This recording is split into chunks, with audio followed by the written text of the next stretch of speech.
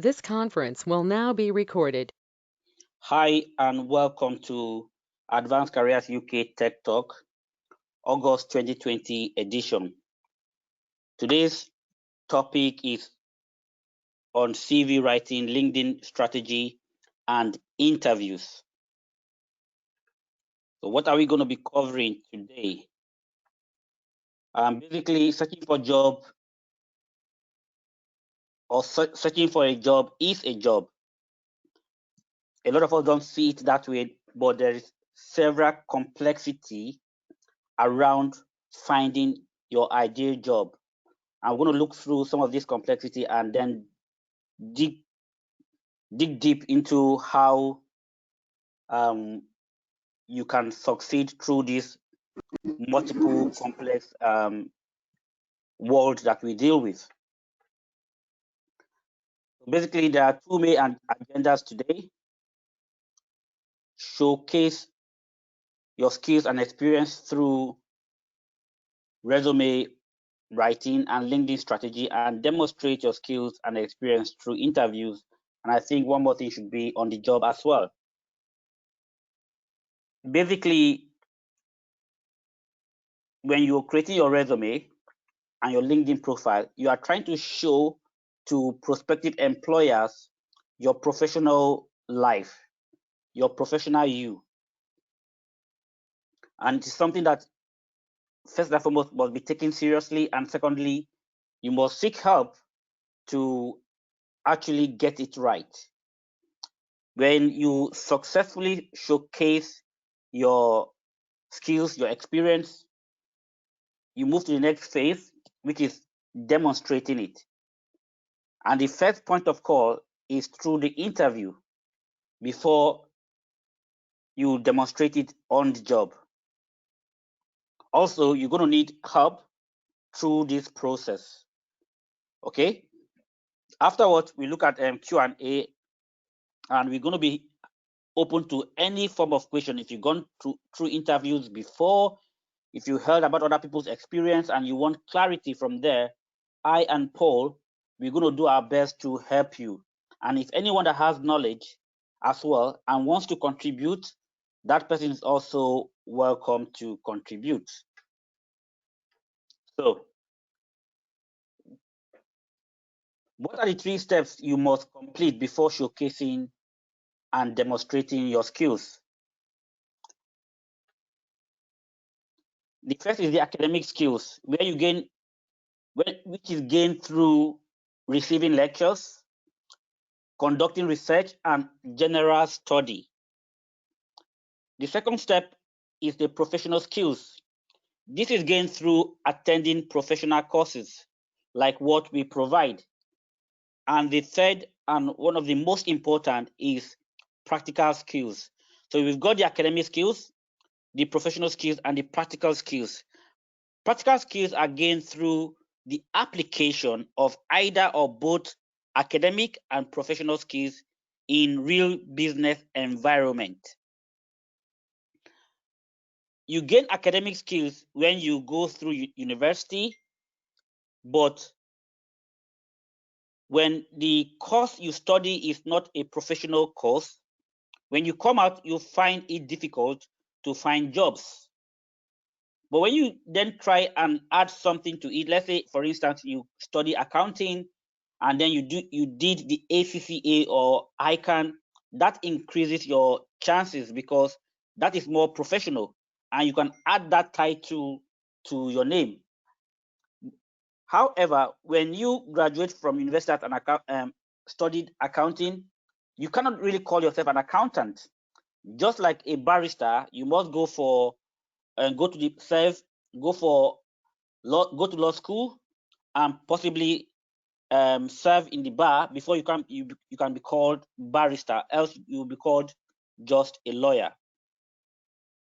Now, to gain professional skills, there will be that third step of practicality. If you gain professional skills without any form of experience, it still limits your chance. So before you start showcasing your skills and your experience, you must complete these 3 steps. To me, it is a must. And I know most of you here have completed the 3 steps. Some of you are still on the journey. But anyone that is just joining from outside our network group, understand that practical experience will be key for you to actually succeed in your career. So that said, how do you showcase your skills and experience? You do that via your CV or your resume and LinkedIn profile. So CV writing, resume writing, how should that be done? I'll quickly run through a format, and this is the format that we use in advanced careers. Your CV should be structured this way: your full name and your job title in the header. David Ageba, business analyst. Paul 30, project manager. And also, you may include any certification like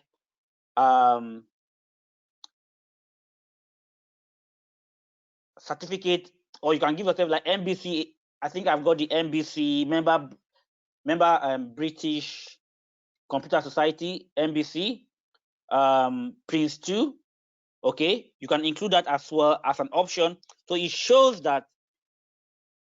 your name, it shows your profession, and it shows your certification.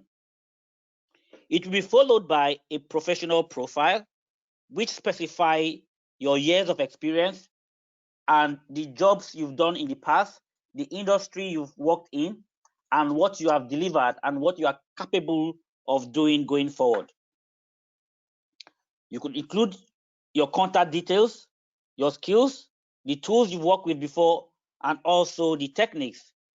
Okay, this could appear just below your professional profile or by the side of the page. So you can add that at the just under your profile, or you split your resume page into 2, a mini section where you include all of those other information. Then work experience follows, and your work experience must appear on the first page. Anyone that has a CV or resume that does not include his or her work experience on the first page is already creating a scenario whereby he is not going to go forward. Most job agencies, it takes them less than 10 seconds to review your CV. So it is key that you have your experience at the top or on the first page. And it should include things like the name of the company, your position with your start and finish date, or if you are still there, you can include till present, project you worked on. This could be optional, but it is important you add that there. And your responsibilities, they should follow this line. Your responsibility should be listed 1, 2, 3, 4, 5. It should be between 6 to 8 bullet points, but the bullet point should be numbers. Please don't, on a particular job, don't have 20 responsibilities. No one is going to read all the 20. They can scan through few, and that is it. Each bullet point should not extend beyond 2 lines. Okay, when I say 2 lines, line 1, line 2, you are not trying to write a mini paragraph. Okay, it is a short highlight of what or one of the tasks that you completed or you've completed through your previous career or your current career. There's one thing I have not added here. Within your bullet point, you should also include the tools you worked with. Let's say, for instance, you successfully manage an agile project from start to finish using Microsoft Project, using Jira. Okay, you created your test cases using a test plan tool. The name of the test plan tool should be there, okay? Because if you add all of those tools and the technique you use, they should start appearing within your responsibilities as well.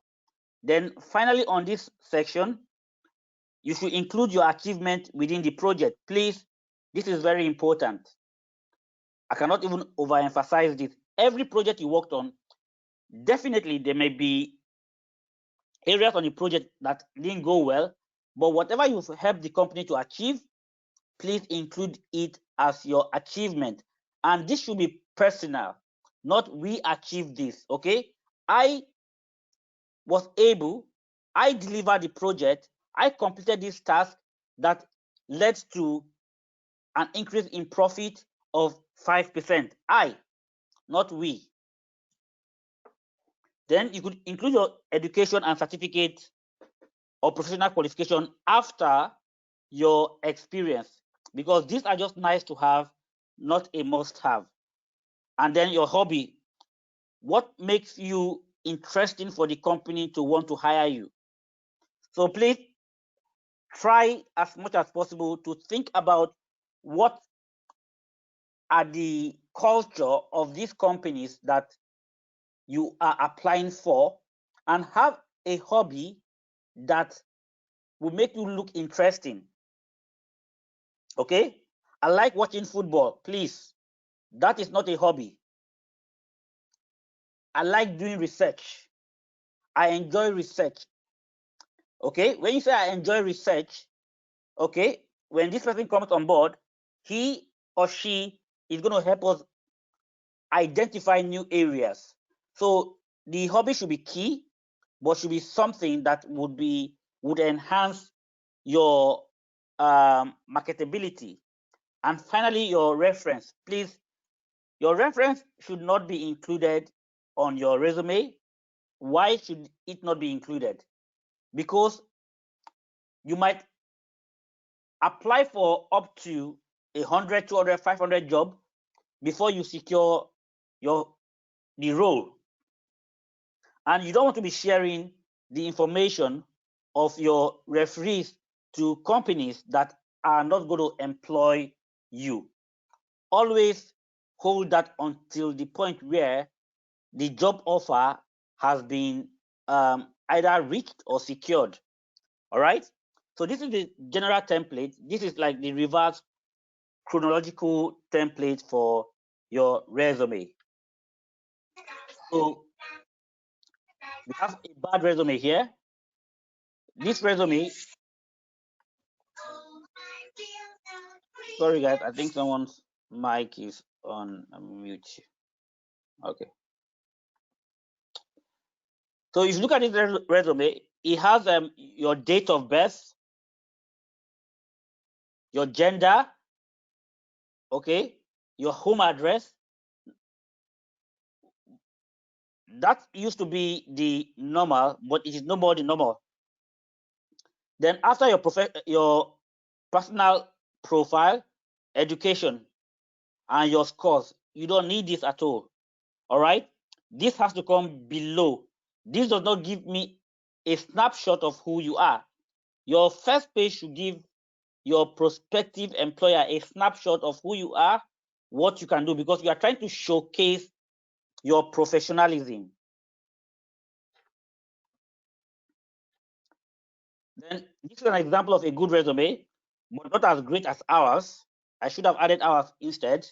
But you have the name, you have his job title, the profile and work experience, and then on the side, his expertise. Okay, he's a social media organizer and content researcher, copywriter, audience engagement, his education, and also his degree, his contact information. But you should also have the tools and possibly techniques on this side.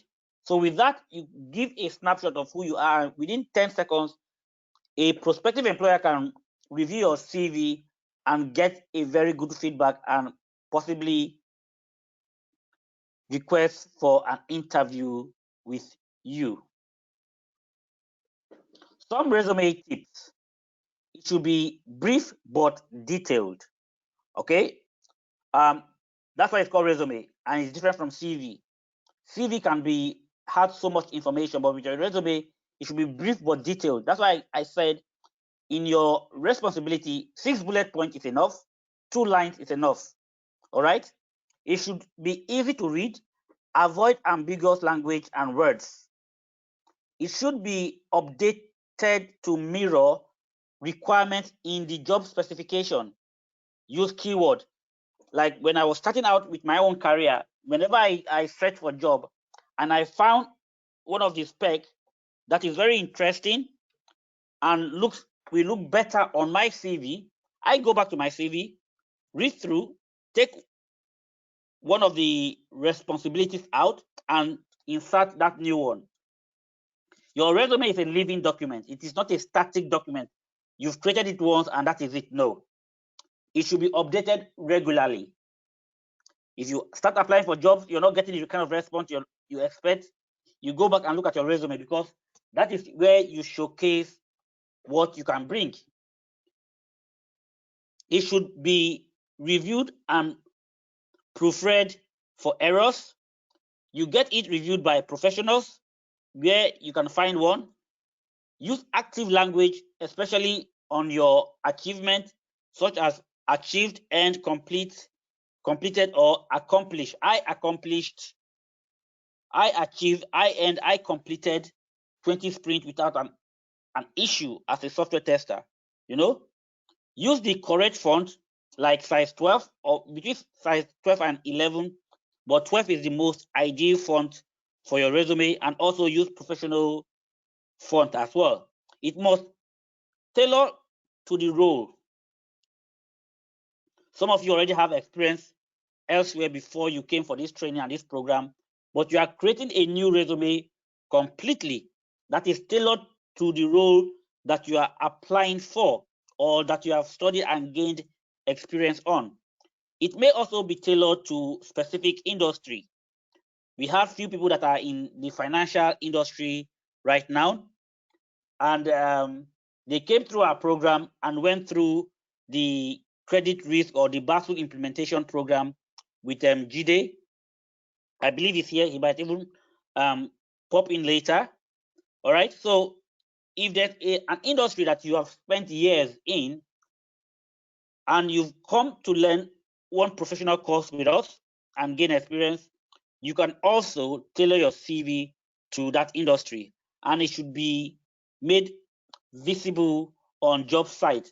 Now, we are not including job application as part of this tech talk, but when you start applying for jobs, you register for those jobs, you register on those job sites.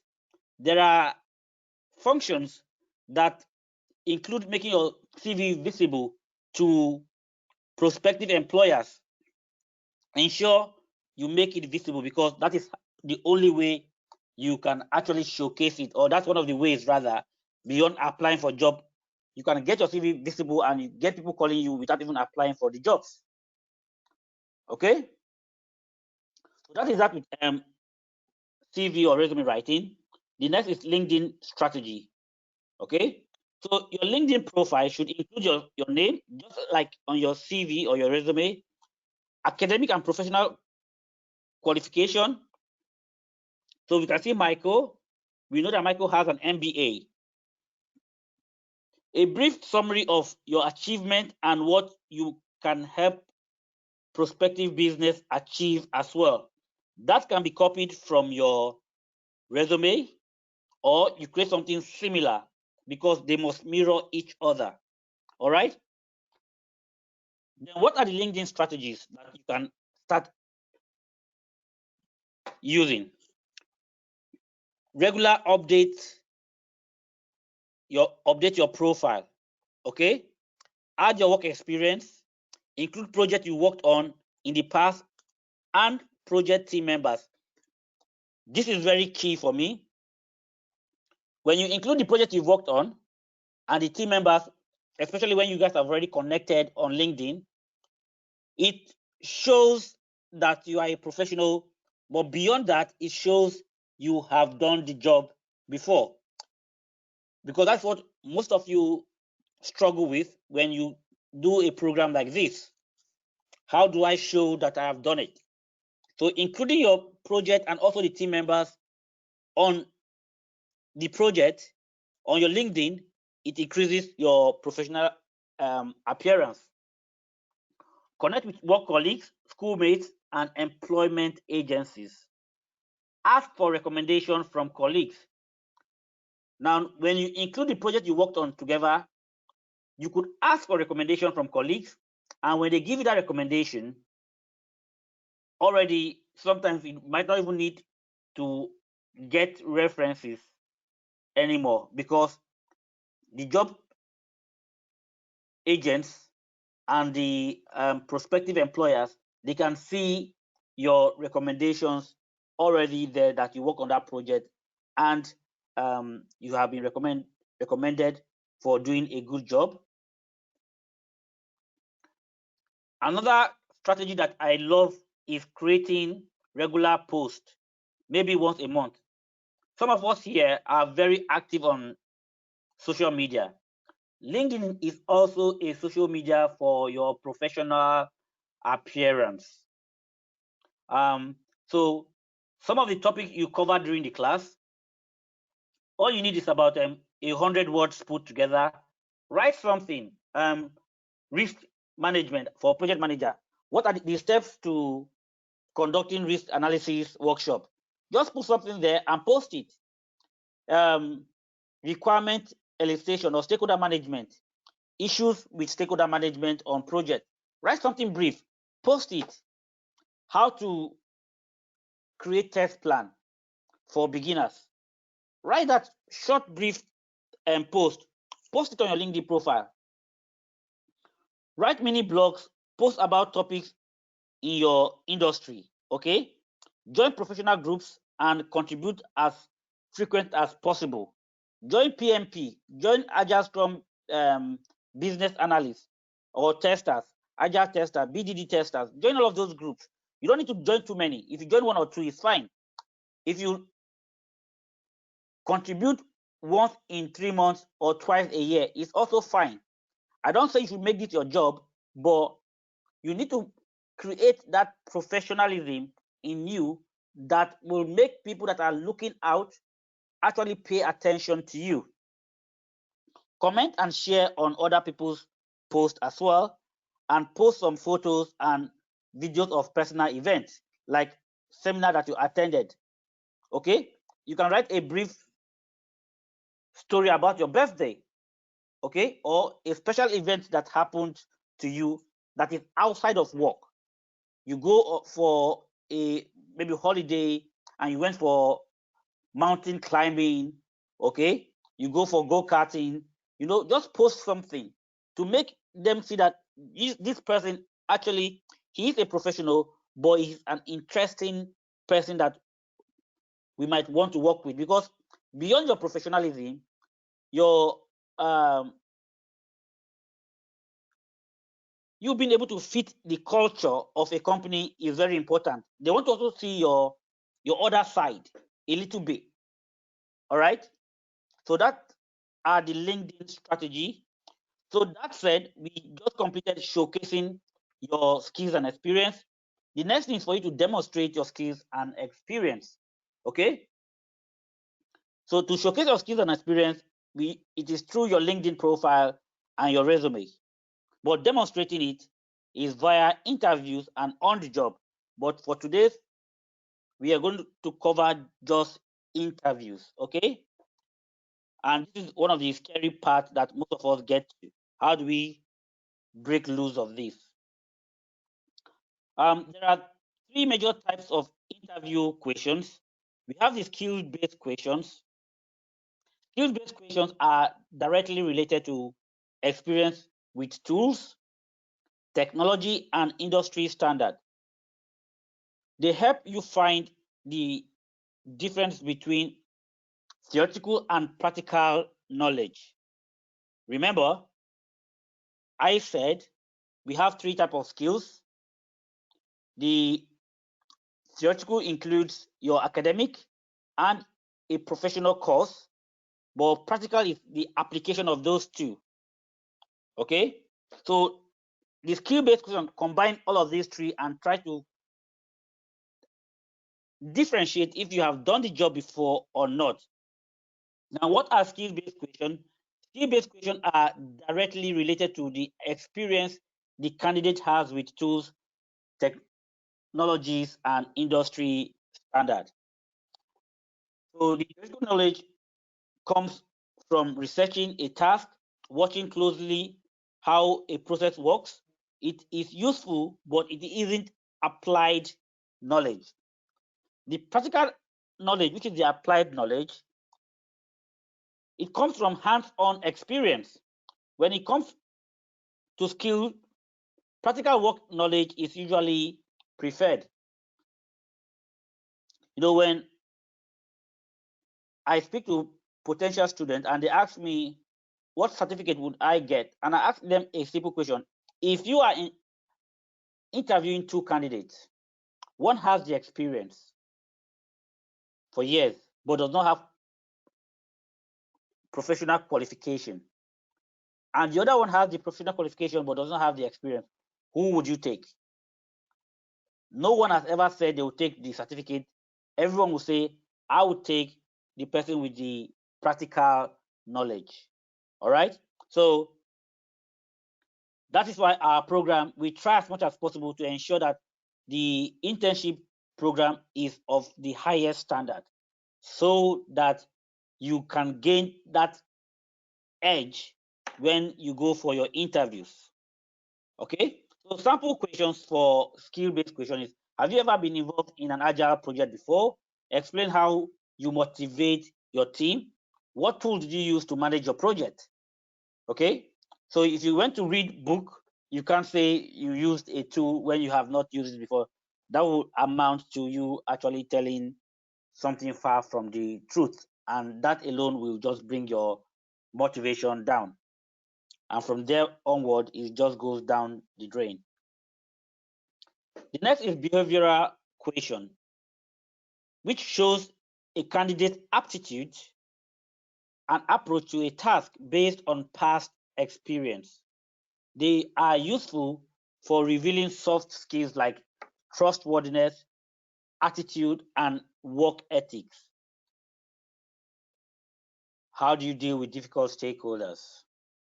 So that is one key question they ask you. That your behavior you want to get out from that question, and that is one question that comes to us over and over again. So what are behavioral questions? Behavioral question shows a candidate's aptitude and approach to a task based on their past experience. It may be used to find out if the candidate is a good fit for the organization. Remember, this goes back to the LinkedIn strategy of posting some personal social events. Okay, companies are looking for a good fit. I might even give an example here. There was one interview I went for many years ago for software testing, maybe sometime in 2014 or so. I did everything well, and they asked me one question about, what if you are at a deadline and there are several bugs, okay, still left on the application? What would you do? Or I think that's it. And I said, well, I am a very I think I use the word strict, maybe I can't really remember, but I came out as being a strict person, and they smiled a bit and said, you know what, we have that problem here because we have more than 100 bugs that are actually live. So that means if you come here, we might not be able to deploy anything new because you might want everything to be 100% accurate, and there's nothing like that. So I wasn't really a good fit for that job. So behavioral questions are useful for revealing soft skills like attitude and motivation, trustworthiness, loyalty and work ethic, and management style. So probably it was my management style that actually didn't work out for me. for that job. Okay. Sample question: tell me about a time when you set difficult goals for yourself. How have you handled conflict within a project team in the past?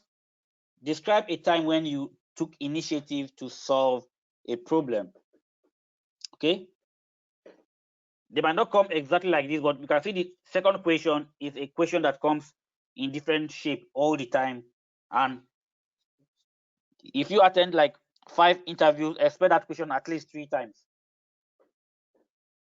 And I hope that most of you here have prepared for that question, and you are also picking up experience from the project and try to resolve any conflict so that you are better prepared when it comes to the interview time.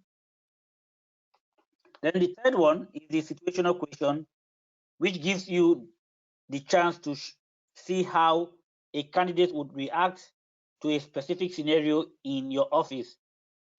They give you a sneak peek into a candidate's instinct, confidence, and decision-making abilities. Very key. The industry you guys are going into, some of you are already in, you are meant to work as a team and also work as an individual. You should be making a lot of decisions. So this is one question that can catch you out. So what are situational questions? Situational questions are hypothetical in nature. So it has not happened, but they're trying to see how you're going to react. They give the interviewer the chance to see how a candidate might react to specific scenario in the office. The response to these questions allow you to get a sneak peek into a candidate's instinct, confidence, and decision-making ability. Like, for example, how would you deal with a limiting timeline to deliver a project? How would you prioritize 2 pressing deadlines? How would you do if a team member took credit for your project?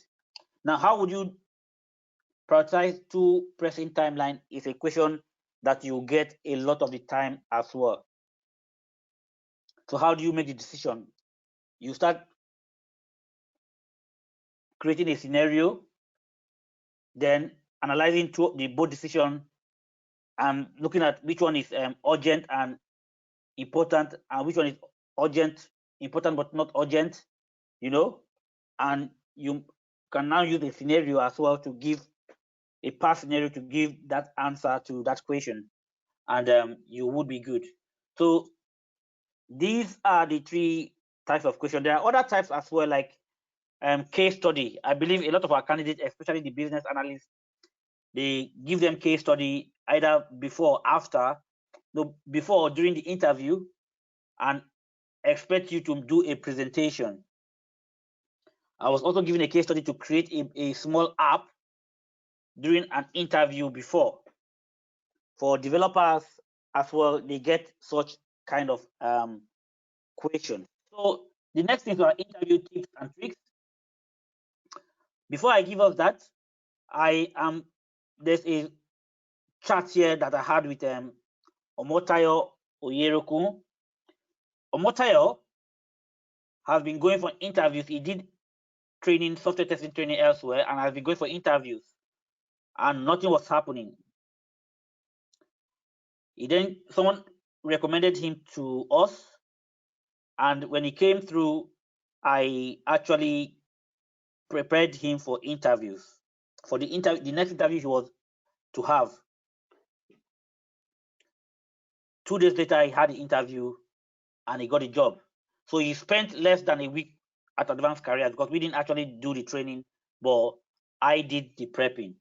And this was his message on the general group then, that 80% of what we discussed in the interview prep was actually asked by the interviewer, and also helped me in the short exercise. David turned and repackaged my approach to answering questions, and it does work wonder before interviews. So what are some of the tips and tricks? I think Paul is here. Paul Tete is here. The first time I met Paul, I went for interview at Hearst magazine. On my way back, I was still on the bus. The agent called me and told me that I was offered the contract job. Now, in those days that I used to do a lot of interviews, for every 3 interviews I attend, at least I'm going to get 2 jobs. If I attend 4, there's very high likelihood that I'm going to get 3 of the offers. I've been in a situation where I had double jobs. I was confused on what to do. Okay, so when people tell me that there are no jobs or they are being discriminated one way or the other, I say, before you say that, please check yourself as well. Do you have the skills? Do you have the experience? Do you have someone that has guided you through that process? So interview tips and tricks. The first one is that you should anticipate and prepare for at least 5 common questions. So if you prepare for 10 questions, note that these 5 questions I'm going to be asked. And guess what? Have a ready-made answer for that. Like I had a ready-made answer for more than 10 questions. So, and it is the same thing, the same answer I give to all of them, because it is the same experience. Okay, so I'm not going to be giving different answer at different interviews. If you ask me, tell me about yourself, I know what to say. If you ask me, give me a situation where you have to deal with difficult stakeholder, I have one scenario that I will always give every interviewer. Now, I might not have mentioned this here. It's something that skipped my mind. When you go for an interview, you are basically going for storytelling, and you must be a very good storyteller. Please, if you've not marked anything down that I've been saying since this tech talk, write this down. Every interview is about storytelling. Who tells the story best, paint the pictures very well, will be likely to get the job. Okay, that said, then the second tip is how to gain confidence during interview. Ask questions to put the interviewer on the spot. You know, when you go for interview, because you are the one to be asked questions, you get put on the spot immediately. Trust me, for every interview I go for, if I'm going to go for any interview in the future, I would be the one to ask questions first. Okay? And one key thing here is please try and ask personal questions. Why did you choose this company? You see how excited they become. Some you put them on the spot immediately. So ask personal questions to the interviewer. If they have 3 of them, ask all of them personal question. So I ask the questions first before you start interviewing me. So I interview them first. All right. Even if you cannot interview them first, when you find out that you are losing it, pause and ask questions in between. Don't wait for them to say, do you have any question? Oh, something just popped in my mind and I want to ask this question. You are trying to gain back your confidence. Smile a lot to connect with them. It's very important. I don't smile a lot, but if I go for interview, I think I'm the best when it comes to smiling. Repeat and rephrase question before you answer to get confirmation you understood the question. There was a time I sat in my office and one of my students actually did a Zoom interview, and trust me, a lot of the questions that were asked, the person didn't really understand most of them, and it was quick to answering the question, and I cannot intervene. So it is key for you to understand the question first, because if you don't understand the question, you end up giving a wrong answer. Then use the mirror technique to rehearse. I don't know if any of you knows the mirror technique, but one amazing thing I found out about the mirror is that even if you are a stammerer, when you face the mirror and speak, you don't stammer. You are at your most eloquent when you look at yourself and speak. I started using that technique without even knowing that it existed. It was later on I realized that someone like some of the greatest orators use that technique to learn how to actually communicate and keep track of what they are saying for longer term. So if you are prepared for interviews, have like 10 questions, put on your mirror if you have a big one, read the questions to yourself and answer those questions. If you have 5 questions, you spend 15 minutes, you are good. All right. And finally, become a star. What do I mean by that? You use the STAR technique of situation, task, action, and result for a lot of the your answers. So the STAR interview method is a technique that helps candidates prepare for interview questions that determines whether they will be able to handle specific situation associated with the job. All right. At this point, I will make a very important note. When I started interviewing sometime in 2014 or so, as in being an interviewer for companies. And I think I was at Fort then. We have an interview sheet, that marking scheme. So if you don't have an idea of the question, we're scoring you 0.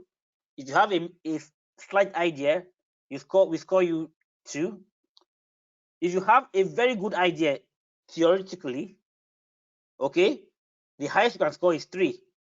But if you include your theory and a practical story, an event that happened, okay, how do you deal with difficult stakeholder? Well, if I have a difficult stakeholder, I'm just going to reach out to the person and have a meeting with the person and tell the person and try to figure out what went wrong, and then from there, hopefully, if I need to apologize, no. Okay. How did you difficult stakeholder? Oh, this is a situation I have handled several times in my career. Okay, for instance, my last role, when I was working on this project, the developer was so difficult to manage.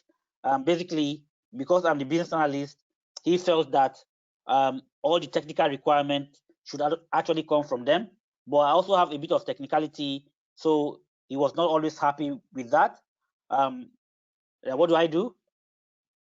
I actually set up a meeting for us to discuss and come to an agreement on what are the information he wants me to have and what information he doesn't want me to include on my user stories. Okay, and after that, we had a good time and everything went smooth. Now I've told a story. Okay, I'm not trying to anticipate what I'm going to do. So now I've also painted the situation where the problem started, the task, the action I took, and then the final results. And you cannot use the STAR technique without having a practical example. Okay. So to recap, we looked at resume writing, interview questions, and LinkedIn strategy. So it's time for question and answer. And please, if you have any practical experience you want to share, do well to share it with us. If you have any practical experience you want to contribute, do well to contribute as well. All right. So any question?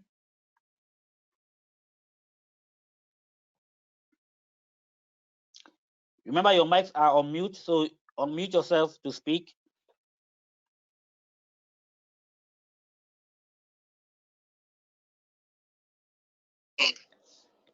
Good evening, David. Good evening, everyone.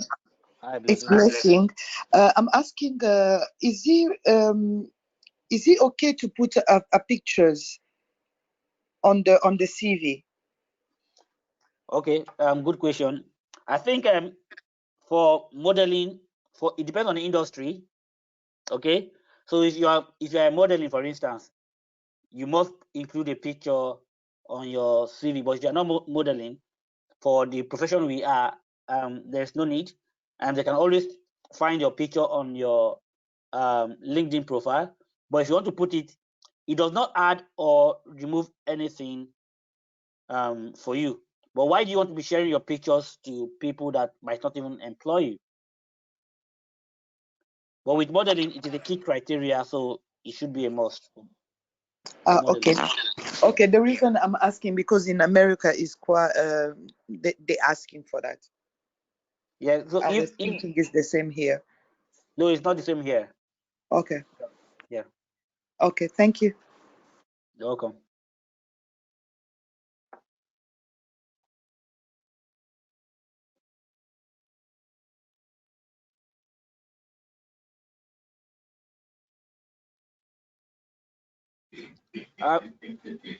Hi, David. Sorry. Hi, Suman. Hi, good evening, all. I just wanted to ask a very quick question.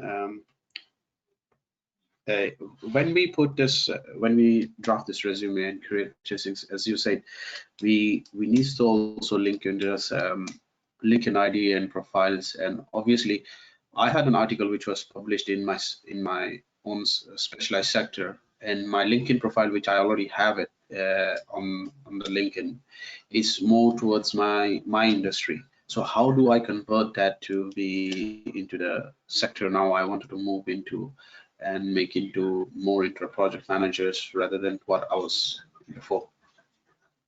Yeah. So good question. Is Paul there? Paul 30? Yeah, I'm here. Yeah. Do you want to answer that question? Can you repeat that question again, please? How can he create a new CV since he's moving to a new industry? He has already had his LinkedIn profile and everything on a separate industry and separate job title. But going forward, how does he get that done? So there's a couple of ways you can do it. You can update your existing CV, or you can start from scratch.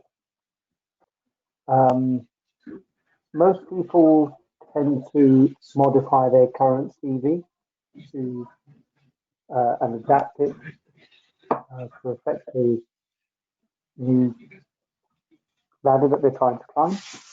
Because there's a lot of skills that you would have accumulated over the years that can be translated to fit the new role and to give you some history in that type of position. For your LinkedIn profile, it really depends again on what you've been doing and what you want to go to, but you should be able to adapt that profile to match what you want to do. So if you're, I don't know, what do you do at the moment? Well, I come from a hospitality background, and right, and I have lots of followers, and a lot of people finds me. And as you said, I know LinkedIn is a very high, lots of headhunters and professional people have linked into me, and they have offered me a lot of things in the past.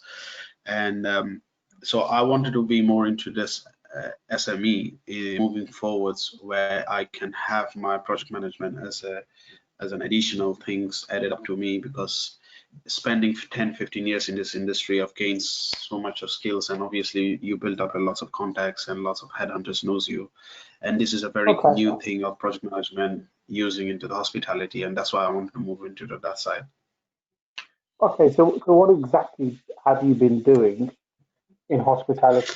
Well, I have been into management position, and plus I've done lots of openings of new projects and new sites, and training the staffs. Obviously, I've opened hotels, I've opened restaurants, I've also worked with some of the big restaurateurs, well-known restaurateurs in London, as does McDonald's. And obviously, when you have those kind of profiles into your LinkedIn, people started knowing you, that you have worked for some very high-profile people. So that's why headhunter starts just looking for you, and obviously it comes up to your things. Okay, so within those, what is your current job title or job role? Current job profile right now, I work for in the head office of Deliveroo as more sort of customer service, but this what I joined in the Deliveroo, it was just for a temporary basis because I was writing my dissertation at the time, and I needed to have some kind of a time period because. Okay, without getting into too much detail, because there's a lot of information there. Yeah. But I can see in between the lines with everything that you described, and I have worked within the hospitality industry to some degree. But everything that you described, there's a lot of elements and skills that you've used that fall under project management. So you can keep your profile, you can keep your CV, but you can change the way that your profile and CV read to reflect the project management skills without doing too many changes. So to the outside world, they'll still see you and your experience, but when they're reading your profile and everything, they'll be able to tell that you have managed various projects to success. And therefore, you can be called whatever you want to be. I am a head of QA, I am the head of development, I am the head of global operations, I am a program delivery manager. In all of those, my key thing is to deliver software projects or non-software projects to success. So it's how you tailor your CV to read and your profile to read to reflect the position that you want. The title that you get is just it doesn't really matter as long as you can reflect your experience in that light, then you should be okay. Yeah. So to add to what Paul has said, and you yourself, you've already said it. You did not have multiple projects, and as we say here in Advanced Careers, that already you guys have experience in the role or the internship program you've come through. So the key thing here is to highlight your project management responsibilities in the last 15 years on your new resume. Okay. I know you just completed MSc in project management. Now your title, after your name, your title should be either IT project manager or just project manager, and then MSc project management. That should be highlighted. Then, as I said, you have a brief profile of the project you've completed. The project you completed with us should be there, the IT project you've completed, and some of the past non-digital projects that you've completed. And then you can walk through your past experience and ensure that you are highlighting the skills of project management on your LinkedIn profile and on your CV. The number of years you've had doesn't matter. If you have 15 years in that industry, keep your 15 years on your CV, and then each role you can highlight the PM accomplishments that you have actually completed. All right. Okay. Yeah. So we are not making you to go start all over again. Obviously, you're not a junior. You can't be a junior PM anymore. None of our candidates that had experience gone to start in junior level, except the one that is very junior and probably just came out of university. They can start on junior level. If you have any form of experience, you're going to still keep that level of experience on your resume. Okay, and then in that case, sorry, one more point.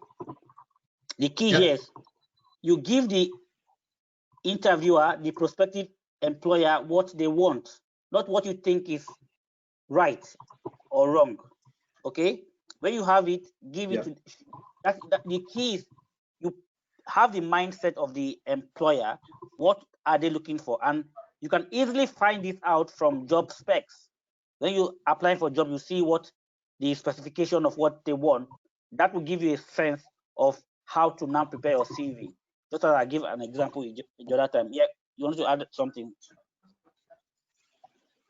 Yes. This is very fair point what you said, and that's why this recently the article which I wrote something for some in this industry, and it was published in back in December in 2019 or November 2019, and it's a very kind of an information and a very motivational article which I wrote it about this industry, where somebody asked me to write it down, and it was published. And I feel this also shows that I really grasp my industry, and I have not only academic knowledge of what I'm doing, but also my hands got dirty in the last 10 years, and obviously I know the in and out of these aspects. Yes, that's key. So one powerful tool you can ever have is to write short story on LinkedIn profiles, short blog, short topic. Some of the things that we taught you here, just pick them, just change, update the language and just post something about it. Okay, make you look highly professional, shows that yes, you've got the skills, but most importantly, you got the experience as well. All right, thank you, Shuman. Thank you very much, Paul, and thank you, David. Thanks for. You're welcome. Any other question? Is Tokumbo here because she was the one that is keen on this topic?